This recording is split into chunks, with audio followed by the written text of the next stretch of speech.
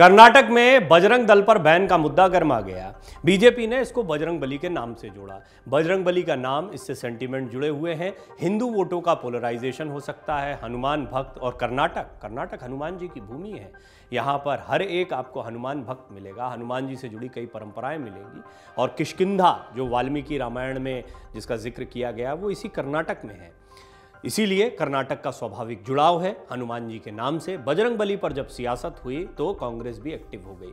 कांग्रेस को लगा कि ये मुद्दा कहीं बैकफायर न कर जाए, लिहाजा कांग्रेस इसकी काट ढूंढने में लग गई। अब DK शिव कुमार ने इस मुद्दे पर बहुत लंबा स्पष्टीकरण दिया है और उन्होंने एक बड़ा वादा कर दिया है।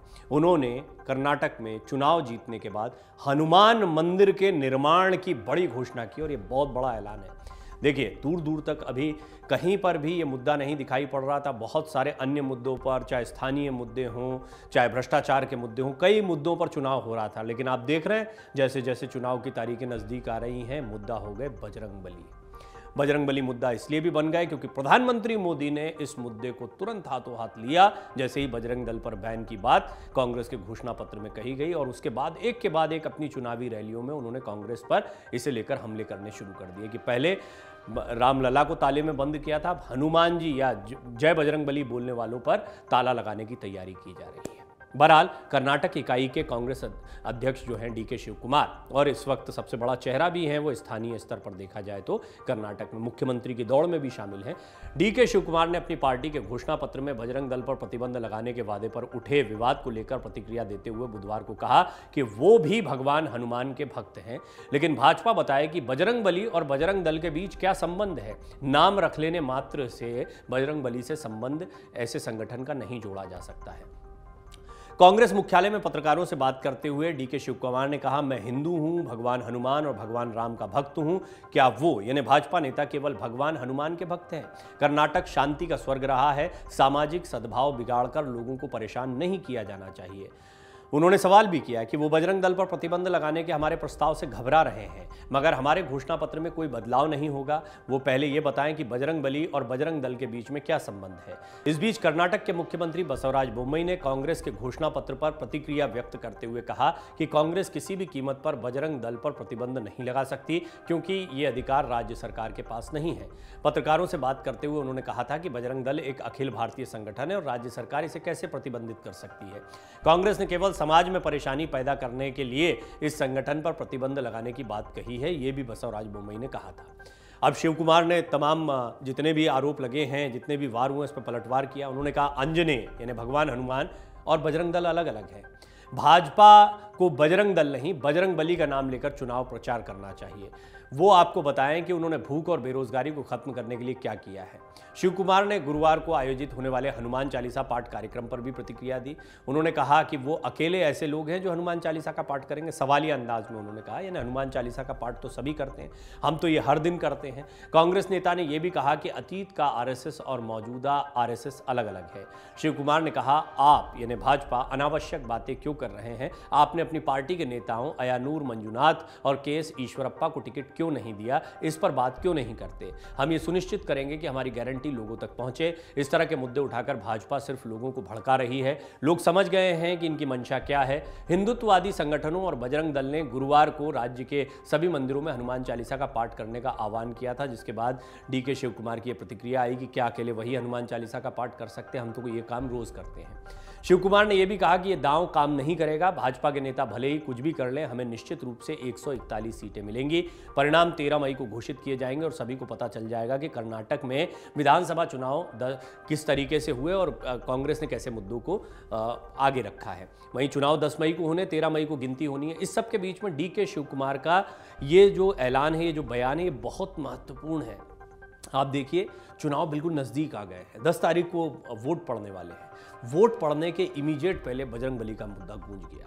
बजरंग बली को ताले में बंद किया जा रहा, बजरंग बली का अपमान किया गया, जैसी बातों को कर्नाटक में बीजेपी ने पुरजोर तरीके से उठाया। निश्चित तौर पर कांग्रेस इसकी गंभीरता को समझती है और खास तौर पर तब जबकि ये सारी बातें बजरंग बली की अपनी भूमि कर्नाटक पर हो रही हैं। कर्नाटक में इस मुद्दे को गरमाते देख कांग्रेस को एक तरीके से इस पर स्टैंड लेना पड़ा है। डीके शिव कुमार खुद सामने आए। डीके शिव कुमार ने एक कदम आगे बढ़ते हुए बड़ा ऐलान कर दिया। उन्होंने कहा हम हनुमान मंदिर बनवाएंगे। उन्होंने सवाल भी पूछा कि बीजेपी ने कितने मंदिर बनवाए हैं हनुमान जी के। तो कर्नाटक में हनुमान मंदिर बनाना अभी ये घोषणा पत्र में औपचारिक तौर पर शामिल नहीं है, लेकिन डीके शिव कुमार इस बात को कह रहे हैं। अब देखना होगा कि आने वाले दिनों में इस मुद्दे पर प्रियंका, राहुल ये भी दनादन रैलियां कर रहे हैं। इनकी रैलियों में ये मुद्दा कितना गूंजता दिखाई देता है। समय बहुत कम है और ये माना जाता है कि आखिरी दिनों में कोई मुद्दा चुनाव को पलट भी देता है और ये बहुत लोगों पर असर भी डालता है। लिहाजा बीजेपी जो जानी जाती है मुद्दों को लपकने के लिए, मुद्दों को एनकैश करने के लिए, उसने बजरंग दल वाले इस मुद्दे को लपका। गौर करने वाली बात है, इस पर बड़ी बहस चल रही है। कई लोग मानते हैं कि बजरंग दल पीएफआई को कंपेयर करना, उसको बैन करने की बात कहना, ये कितना बड़ा फायदे का सौदा हो सकता था। क्या ये मुस्लिम मतदाता, जैसा बीजेपी का आरोप है कि मुस्लिम मतदाताओं को खुश करने के लिए किया गया है। पीएफआई का हेमंत बिस्वा शर्मा का आप पूरा बयान सुने इस मुद्दे पर तो वो तो कहते हैं कि पीएफआई का या किसी कट्टर इस्लामिक संगठन का घोषणा पत्र ये दिखाई पड़ता है। तो इस तरह का मैसेज देकर क्या फ़ायदा होना है, इसका आकलन भी किया जा रहा है। जहाँ तक मुस्लिम मतदाताओं की बात है, मुस्लिमों के समर्थन की बात है, कांग्रेस को इसमें कोई संदेह था, ये भी कई राजनीतिक विश्लेषकों का कहना है। बहुसंख्यक समाज पर बीजेपी पहले से ही फोकस कर रही है और बीजेपी को एक मुद्दा बैठे बिठाए दे देना ये एक बड़ा आत्मघाती कदम हो सकता है। इस बात से भी कई लोग इनकार नहीं कर रहे हैं, लेकिन डीके शिव कुमार इसकी गंभीरता को समझते हैं। वो कर्नाटक की ज़मीनी हकीकत को जानते हैं, लोगों के सेंटिमेंट्स को समझते हैं। लिहाजा डीके शिव कुमार इस पूरे मुद्दे पर आगे आए हैं। अब देखना होगा कि उन्होंने ये जो काट ढूंढी है बजरंग बली वाले मुद्दे की, बजरंग दल से फिर बजरंग बली तक बीजेपी इसको ले आई है। तो पहले तो शिव कुमार कह रहे हैं कि बजरंग दल को बजरंग बली से क्यों जोड़ा जा रहा है, बजरंग बली से बजरंग दल का क्या लेना देना। दूसरी चीज़ वो मंदिर निर्माण की बात कर रहे हैं कि हनुमान जी का मंदिर बनवाया जाएगा। तीसरी चीज़ हनुमान चालीसा तो हम रोज़ पढ़ते हैं और हनुमान भक्त हम भी हैं, हनुमान भक्ति हमें किसी से सीखनी नहीं है। ये सारी बातें कही जा रही हैं। एक बात तो तय है, ये मुद्दा बन गया। कर्नाटक के चुनाव में बजरंग बली एक बड़ा मुद्दा बन गए। ये मुद्दा कितना असर करता है, किसके पक्ष में किसके खिलाफ जाता है, ये 13 तारीख को पता लगेगा।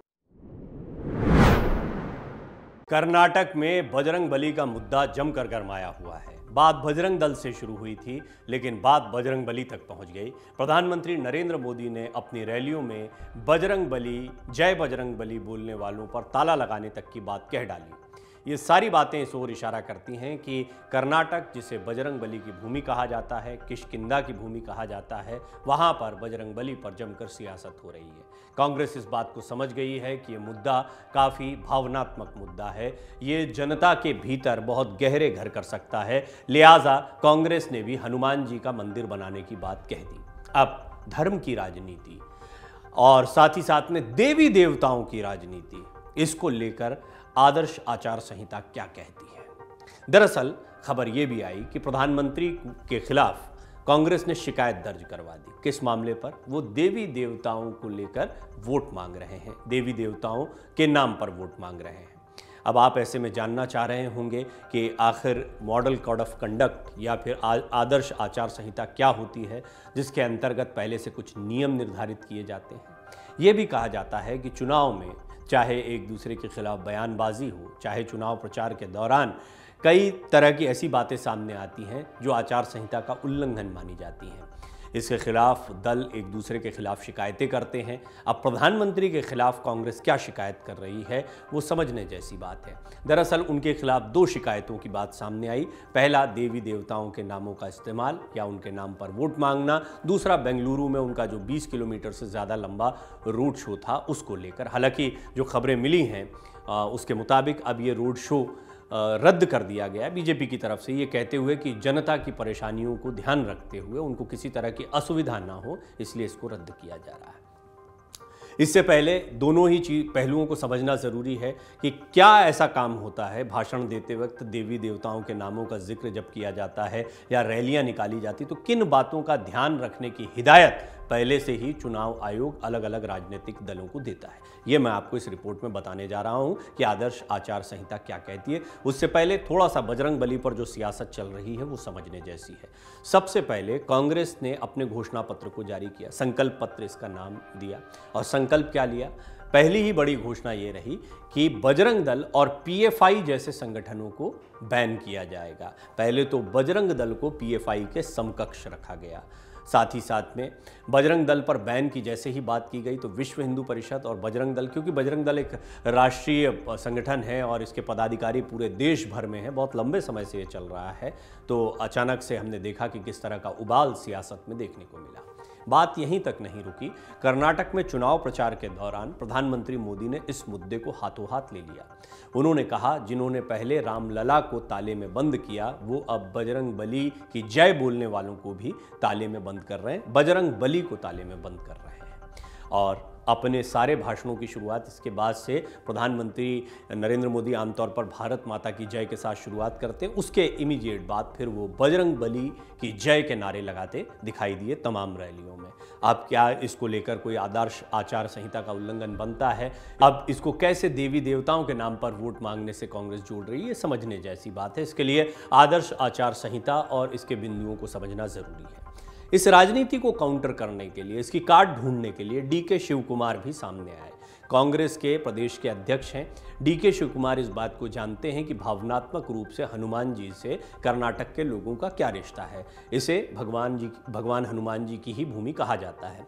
मुद्दा बिल्कुल वोटिंग से कुछ दिन पहले ही उठा है, तो गरमाया हुआ मुद्दा है। हमेशा देखा गया है कि चुनाव के अंतिम दिनों में कई ऐसे मुद्दे उठते हैं जो चुनाव की हवा को बदल देते हैं। कांग्रेस इस बात को जानती है कि अभी तक उनके लिए सारी चीज़ें बहुत सकारात्मक तरीके से दिखाई पड़ रही हैं। ऐसे में कोई एक मुद्दा उन पर भारी ना पड़ जाए, लिहाजा डीके शिव कुमार ने सामने आकर हनुमान जी का मंदिर बनवाने की बात कह दी। यानी हम सरकार में आए तो हनुमान जी के मंदिर का निर्माण करवाएंगे और कई ऐसे मंदिर हैं जिनका पुनरुद्धार करवाएंगे, उनको और बेहतर बनाएंगे। तो ये बात कहना बताता है कि हनुमान जी की या बजरंग बली के नाम पर जो राजनीति है वो कांग्रेस भी समझ रही है। कांग्रेस ने हनुमान चालीसा के मुद्दे पर भी अपनी बात कही कि हम तो रोज़ हनुमान चालीसा पढ़ते हैं। दरअसल कांग्रेस का विरोध करते हुए जगह जगह पर बजरंग दल के कार्यकर्ताओं ने हनुमान चालीसा पढ़ने का कार्यक्रम भी रखा।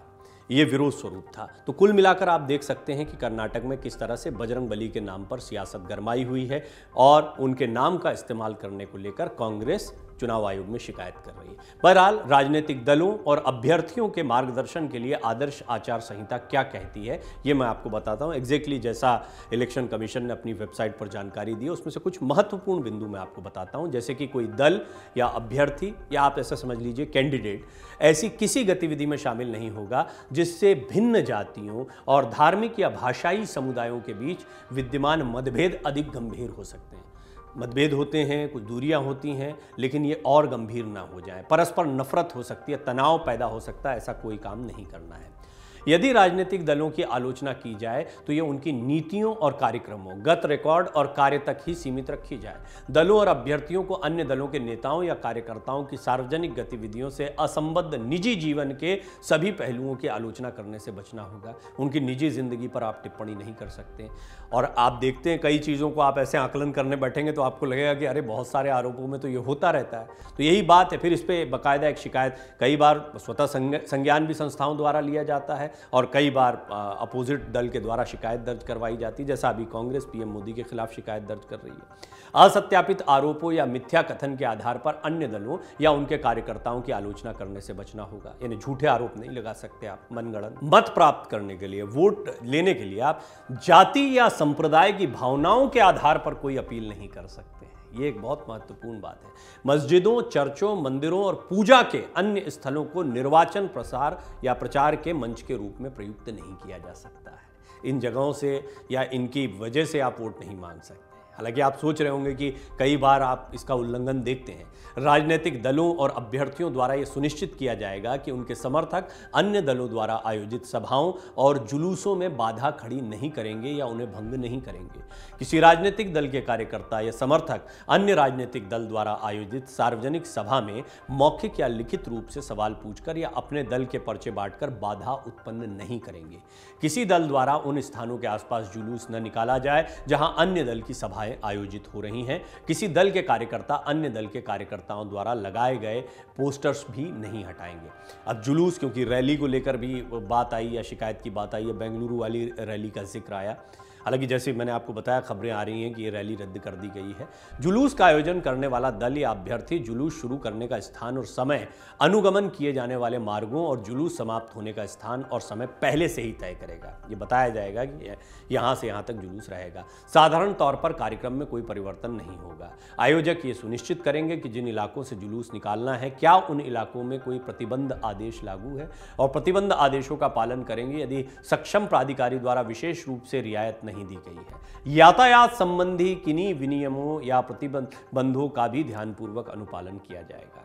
आयोजक जुलूस निकालने के लिए अग्रिम रूप से व्यवस्था करने हेतु कदम उठाएंगे ताकि यातायात में कोई रुकावट या बाधा न आए। यदि जुलूस बहुत लंबा है तो इसे उचित लंबाई के कई हिस्सों में आयोजित किया जाएगा ताकि सुविधाजनक अंतरालों पर, विशेष रूप से उन स्थानों पर जहां जुलूस को सड़क का चौराहा पार करना है, रुके हुए यातायात को कोई चरणों में छोड़ा जा सके, जिससे कि यातायात में भारी जैम से बचा जा सके। यदि 2 या अधिक राजनीतिक दल या अभ्यर्थी जुलूस को समान रास्तों या उसके किसी भाग से एक ही समय पर ले जाने का प्रस्ताव देते हैं तो ये सुनिश्चित करने के लिए कि दोनों जुलूस आपस में न टकराएं या यातायात में बाधा उत्पन्न न करें, आयोजक अग्रिम रूप से संपर्क करेंगे और अपनाए जाने वाले उपायों के बारे में निर्णय होंगे। संतोषजनक व्यवस्था पर पहुंचने के लिए स्थानीय पुलिस की सहायता ली जाएगी। इस प्रयोजनार्थ दल पुलिस से यथाशीघ्र संपर्क करेंगे। राजनीतिक दल या अभ्यर्थी जुलूस में भाग लेने वाले लोगों के पास मौजूद ऐसी वस्तुओं जिनका अवांछनीय लोगों द्वारा विशेष रूप से उत्तेजना के पलों में दुरुपयोग किया जा सकता है पर अधिकतम संभव सीमा तक नियंत्रण रखेंगे। किसी भी राजनीतिक दल या अभ्यर्थी द्वारा अन्य राजनीतिक दलों के सदस्यों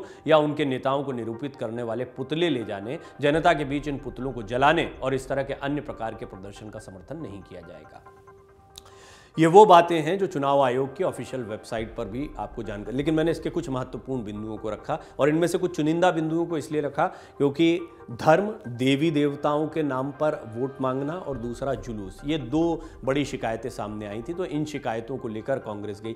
अभी घमासान बहुत तेज हो गया है और बजरंग बली पर जो सियासत गरमाई, आप देख रहे हैं कि कैसे घोषणा पत्र, ये शुरुआत कांग्रेस की तरफ से ही हुई है। अब कांग्रेस ने इसको किस विजन और सोच के साथ में रखा, ये भी बहुत महत्वपूर्ण बात है, लेकिन बीजेपी को बैठे बैठाए एक बड़ा मुद्दा मिल गया। अभी तक स्थानीय मुद्दों पर अमूल नंदिनी, सीमा विवाद, भाषाई विवाद, आपसी फूट, अंदरूनी उठापटक, बहुत सारे मुद्दे थे जिस पर भाजपा घिरी थी, लेकिन भाजपा को फ्रंट फुट पर आने का मौका मिला बजरंग दल पर बैन के साथ में। और बजरंग बली के नाम के साथ में अब आप देख रहे हैं कि वो चुनाव प्रचार में गर्मी देखने को मिल रही है। जगह जगह पर आंदोलन करने के अवसर मिल रहे हैं बजरंग दल के कार्यकर्ताओं को, विश्व हिंदू परिषद के कार्यकर्ताओं को, बीजेपी के कार्यकर्ताओं को। प्रधानमंत्री मोदी खुद इस मुद्दे को अपनी रैलियों में पुरजोर तरीके से उठा रहे हैं। कांग्रेस देवी देवताओं के नाम पर वोट मांगने या भाषण देने के मुद्दे को लेकर शिकायत करती दिखाई दे रही है। मन से उजाला कर चले, मन से उजाला कर चले, एक अमर उजाला कर चले।